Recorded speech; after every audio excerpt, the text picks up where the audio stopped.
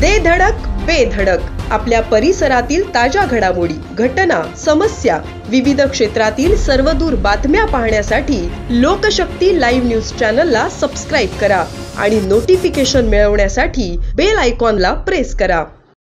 पाली खोपोली राज्य महामार्गावर बुधवारी 23 जुलै रोजी तिवरे गावाच्या हद्दीत 2 कारमध्ये जोरदार धडक होऊन भीषण अपघात घडला।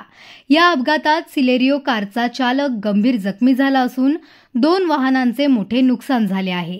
प्राप्त माहितीनुसार तिवरे गावाजवळील वळणावर जात असताना होंडा कंपनीची कार क्रमांक MS01 BF 6534 व मारुती सिलेरियो कार क्रमांक MHBV 3030 यांची समोरासमोर धडक झाली।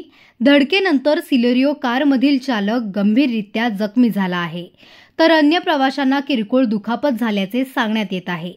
अपघात इतका जबरदस्त होता की दोन्ही कारच्या समोरील भागाचा अक्षरशः चुरडा झालाय। घटनास्थळी मोठ्या प्रमाणावर वाहतूक ठप्प झाली होती। विशेष म्हणजे अपघातग्रस्त कारमधून दारूच्या बाटल्यांचा साठा सापडल्याने संबंधित तरुण गटारी साजरी करण्यासाठी बाहेर पडले असल्याचा अंदाज व्यक्त केला जात आहे। अपघातानंतर जखमींना तात्काळ रुग्णवाहिकेतून नजीकच्या रुग्णालयात हलवण्यात आले। या प्रकरणी अधिक तपास पाली पोलीस करत असून अपघाताचे नेमके कारण व चालकाचे वैद्यकीय अहवाल मिळाल्यानंतर पुढील कारवाई करण्यात येणार आहे। लोकशक्ती लाईव्हसाठी न्यूज ब्युरो, पाली।